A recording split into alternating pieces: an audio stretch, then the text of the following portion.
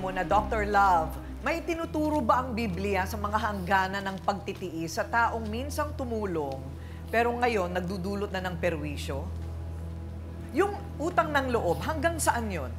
Ang utang na loob talaga, matagal na sa atin lang Pilipino may utang na loob. Sa ibang bansa wala. Sa atin, hindi naman po pwedeng habang panahon yung utang na loob na yan. Kung nakagawa ka ng mabuti sa Kanya, edi pagpasalamat mo sa Diyos. Pero ang dapat nating pagtuunan ng pansin dito, yung atas ng Diyos sa atin na maging tagapangalaga ng ating kalikasan. Sa Genesis pa yan, magmula pa nung lalangin ng Diyos ang daigdig. No? Nag-utos na siya sa second chapter ng Genesis na tayo ang mga ngalaga sa kalikasan. Pag sinabi ng ating pamahalaan na bawal ang bagay na ito, pinag-aralan na po yan, nanay. Bawal. Hindi ho natin pwedeng sabihin, minsan lang naman, every other day lang naman ako nagsusunog. Ibig sabihin, every other day lang ako lumalabag sa batas. Pero paglabag sa batas pa rin yun, no? Anong problema? Kailangan umisip tayo ng hanap buhay na hindi maka-i-istorbo sa iba. Ang panawagan natin dito sa inyong barangay kagawad, pasensya na po. Kung ito'y matagal nang nangyayari sa inyong barangay at ang inyong barangay captain paminsan-minsan lang kumikilos o tumatayo para mapatigil ang bawal na activities na ganito, nagtutulog ang barangay captain, meron po kayong responsibilidad sa inyong nasasakupan na protektahan ng higit na nakararami sa isang pinagbabawal na gawain.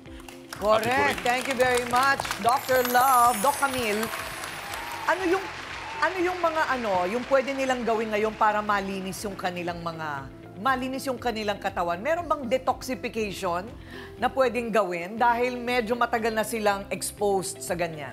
Actually, yun ang mahirap, Ate Corinne, kasi isa sa mga parang myth yung sinasabi, ang pag-inom ng gatas. Pero kasi nakakatulong talaga ang pag-inom ng gatas para sa ganun, malesen yung side effect ng pagsusunog na ganito. Tatandaan nyo, no, kasi yung sabi nyo, yung usok ganito lang, limitado. Hindi po. Pag nagsunog kayo ng mga ganyan, katulad ng tanso, importanteng malaman nyo yung concentration ng tanso, kung gaano karami siya. Pangalawa, yung long term, yung duration. Kung araw-araw kayo nagsusunog, doon nyo po makikita yung epekto. Kasi po, yung mga particles na yan, yung sinasabing 10 micrometers na umaabot po yan ng milya-milya. So, pwedeng malanghap yan, hindi po ang mangyayari, ang nagiging epekto yung baga natin. Actually po, pumapasok siya sa bloodstream. Kaya mas marami nagkakaroon ng leukemia. Because of yung ganitong klase. Yung mga nakatira sa paligid ng pabrika. Opo, yun. Tatandaan nyo, ang pagsusunog na ganyan, nagkukos po yung tinatawag na magkakaroon ng dioxin at saka furans. Yung pong dalawang yon, magkukos po ng carcinogens. And alam natin, pag carcinogens, ano bang mangyayari? Cancer. Ayun. Kaya talagang kailangan po ang iba yung pag-iingat pagdating sa ganyan. Kahit po sabihin nyo, pagsusunog ng mga basura natin, hindi po nararapat yun. Ayun. So, una-una, kailangan tigilan.